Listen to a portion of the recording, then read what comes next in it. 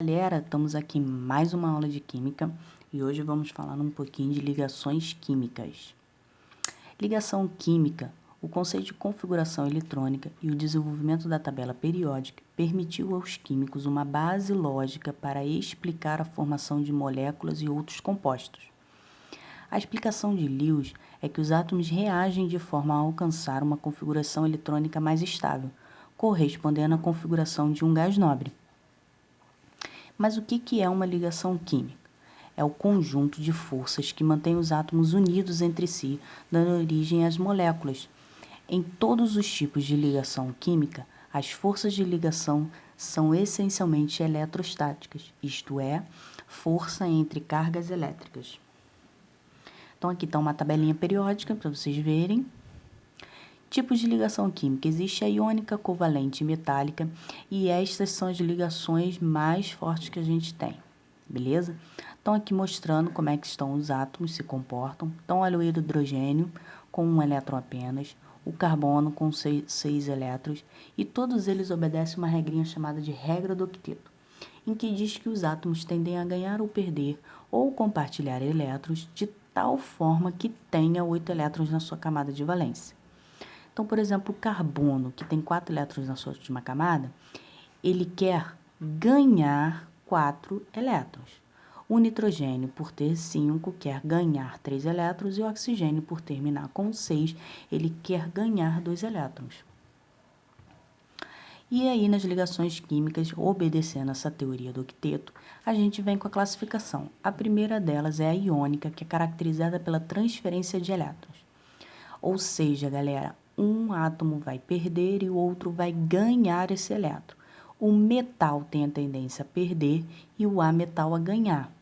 O metal tendência a perder e o hidrogênio tendência a ganhar o elétron. Então, olha aqui como é que ficaria a representação de Lewis desses elementos, né? Que seria a representação das camadas de valência.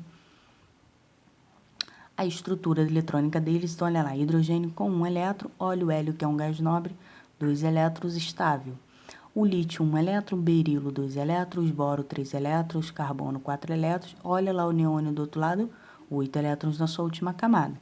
Então, todos eles querem adquirir esse comportamento de gás nobre. Uma ligação iônica do cloreto de sódio. Olha o que acontece, gente. O Na tem apenas 1 elétron, carbono tem 7 elétrons, e olha a tendência dele a perder e doar para esse cloro 1. Então, como é que ficaria? 2, 8, essa última camada deixa de existir, e o cloro 288, beleza?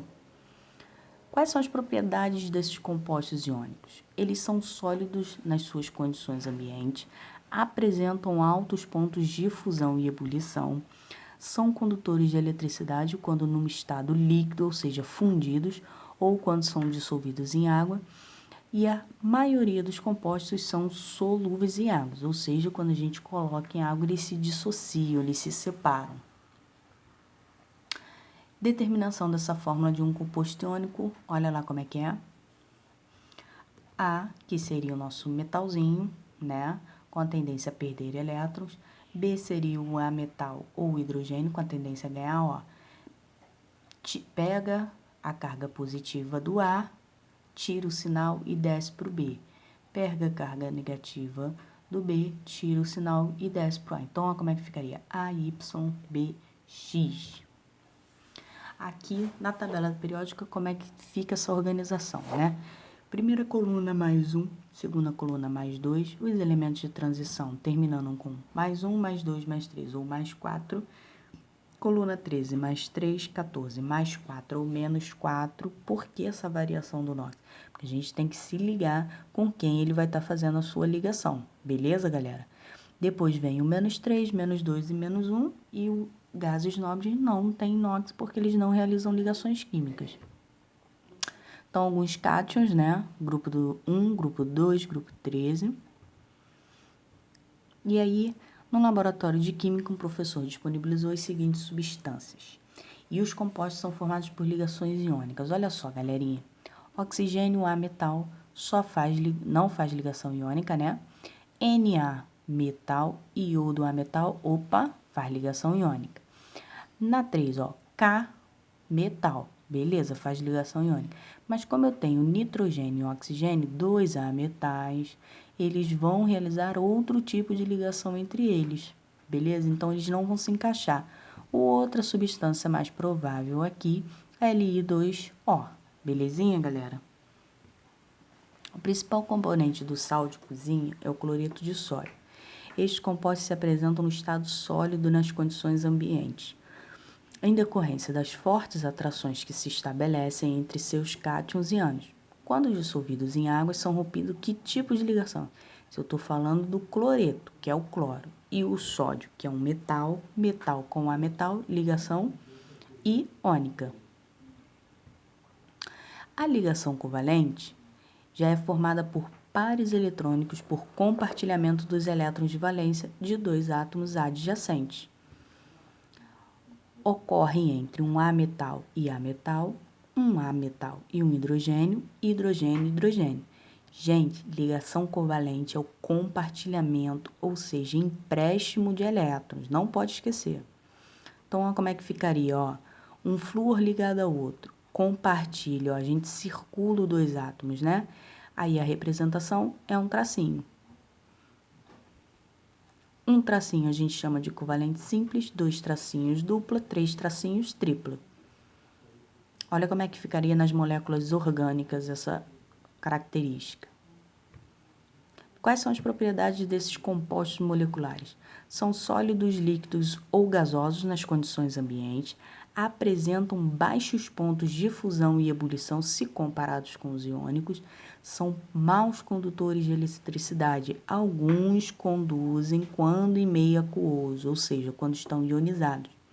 A maioria dos compostos são solúveis em solventes orgânicos. Então, se a gente colocar eles misturados com água, eles não vão ser dissolvidos, beleza?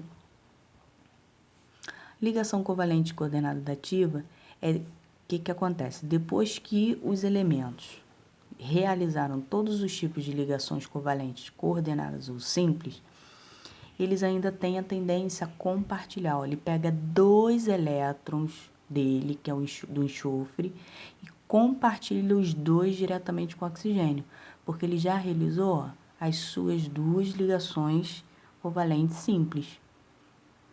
Polaridade dessas ligações. Ligações polares são aquelas entre átomos diferentes, né? Então, aqui hidrogênio e cloro, né?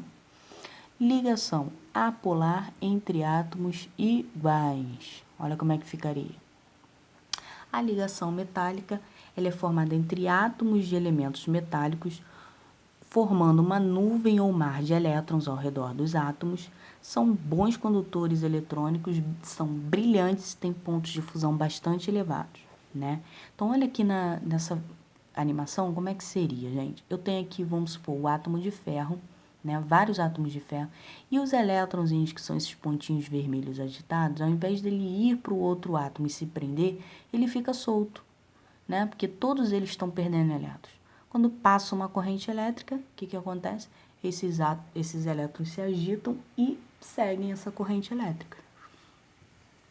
A geometria molecular, ela é formada como os compostos de uma molécula se orientam no espaço. E a geometria de uma molécula pode afetar as propriedades físicas e químicas, como ponto de fusão e ebulição, densidade e etc. O modelo de repulsão dos pares eletrônicos da camada de valência ajuda na geometria de uma molécula e é determinada pela minimização das repulsões entre os pares eletrônicos na camada de valência. Olha como é que ficaria a polaridade dessas moléculas, né? Moléculas polares diatômicas são formadas por átomos diferentes. Moléculas que sobram elétrons no átomo central também vão formar essa polaridade. Moléculas apolares são aquelas dos diatômicos formadas por átomos iguais. Então, ó, substâncias simples, por exemplo.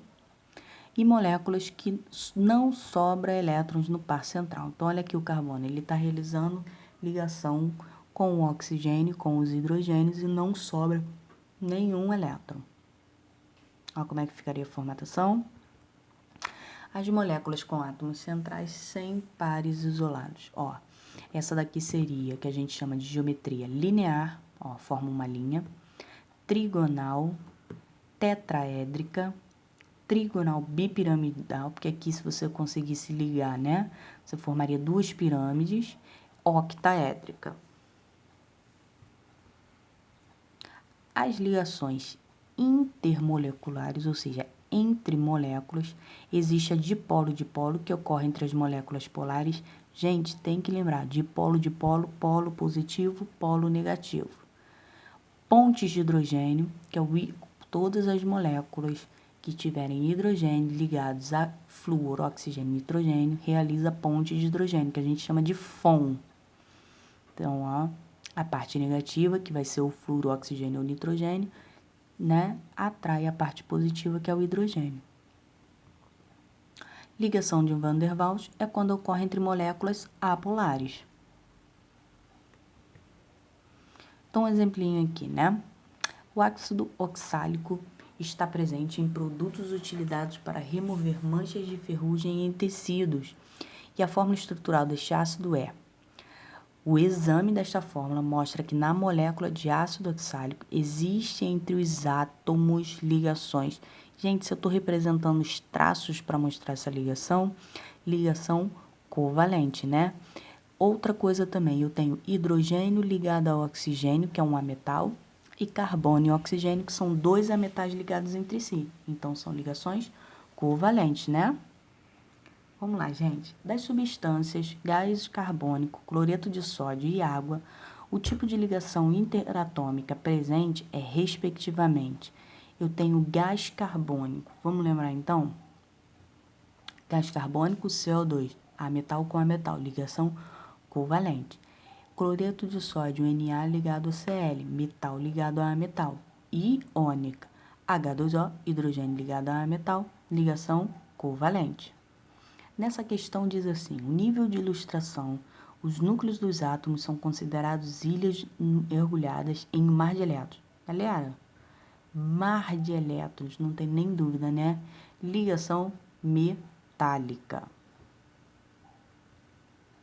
Então, galerinha, essa foi a nossa aulinha de hoje, né? Fiquem com Deus e bons estudos.